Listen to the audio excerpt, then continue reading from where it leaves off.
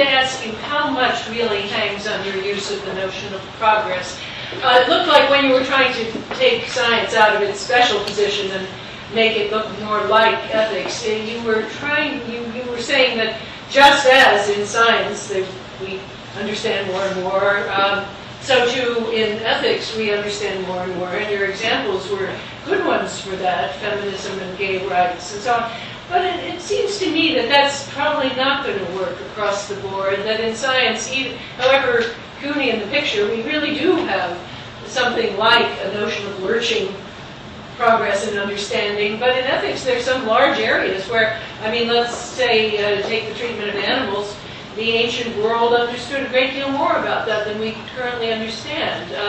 There was and you can give an account of why that understanding was lost, because in the middle there was a metaphysics that told us we were above nature, and we were separate from the rest of nature. So the Judeo-Christian tradition blotted out a kind of understanding of the commonality with other animals in respect of suffering that we used to have. Now, I think that means that it's not very safe to rely for your I don't want to say debunking of science, but the despecializing of science on this parallel with respect to progress, unless you have something more like Cass's deeper account, in which case you could say, well, we've made progress in that we understand more and more about pain, and that's why now we can look at our current treatment of animals and begin to, as it were, recover some parts of the lost understanding that we didn't have before, something to that effect. But I guess I just want to hear you say how much you think rests on this notion of progress in your argument. Well, it seems to me you're using a notion of progress in which it always happens. It's inevitable. You know, the later is always the better. I was just using progress as what we think we've made, what we can't help but think we've made. You know, we may be wrong, but we have to think of ourselves as making progress.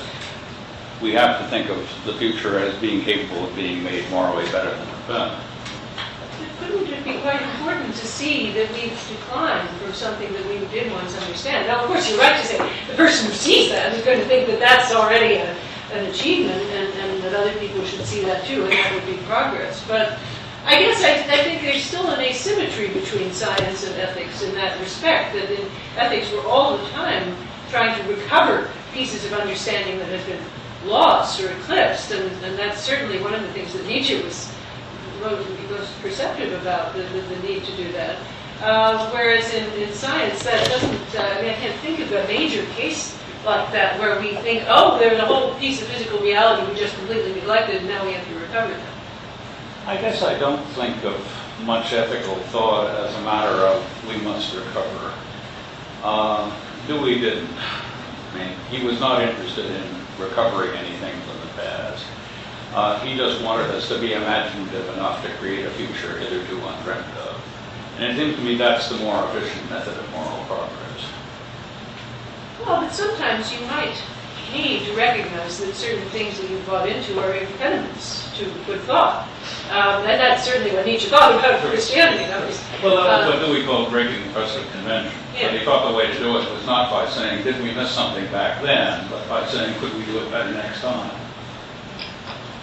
But I mean, I guess I think you're on safer ground if you can say, well, what's wrong is the pain that animals are caused, and that's something that was always there.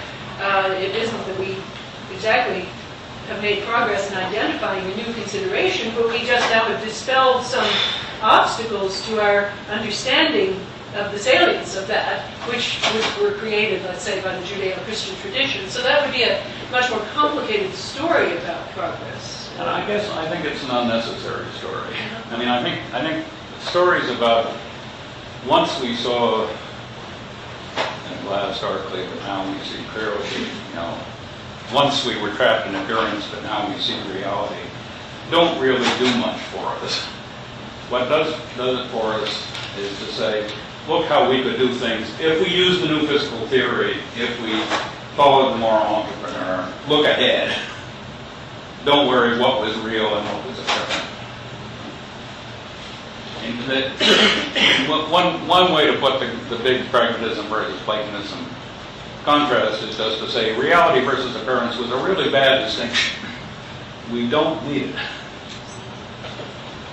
So I tend to think that there are possibly different shades of your argument, and I kind of see it in kind of a 2x2 table. But the one shade would be that we have to believe that science is like morality, and the other is that, well, you could actually see some differences, and nevertheless still buy a Kuhnian way of thinking about both science and morality. And so I think picking up a little bit on Cass's idea of the cell phone, but I mean, you think of scientific predictability, right? It was the ability to predict a future event that in some sense is often what validates the scientific theory, or at least in the eyes of... Since the 17th century. Yeah, right. And there just doesn't seem to be the same metric way of doing that in morality. The ability to kind of just predict a physical event that is going to happen in the future. Now, but I don't think that even if one saw those distinctions between normal scientific knowledge and normal moral knowledge, that you necessarily would have to give up on the whole idea that there is something very similar between those two. And then along that line, in terms of kind of Kuhnian normality, you could have one idea of it as simply being, it is the consensus. Normal science is the consensus. The moral agreement about torture or about gay rights is the consensus that now exists, and that's the language of normal morality that we talk about now. Versus something Kuhnian where we think that it's actually better than the previous state of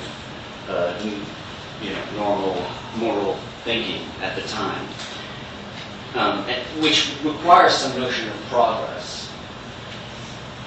And so what I'm wondering is, do I need to, can I leave today thinking that, well, there's something about physical sciences that is different than morality, and yet still buy your argument about taking a Kuhnian approach to moral progress, and also skip the idea of progress? Or would I, in some sense, would I just not be, would I be misinterpreting what you are trying to tell me I should believe in some sense? I sort of, I lost you at some point. Why do you want to give up the notion of progress? Excuse me? Why do you want to give up the notion of progress? Because it could be that we could have normal moral discourse that was different from, as in normal science, right? That was different from 200 years ago, and yet not necessarily, and view it as a new consensus formation, etc.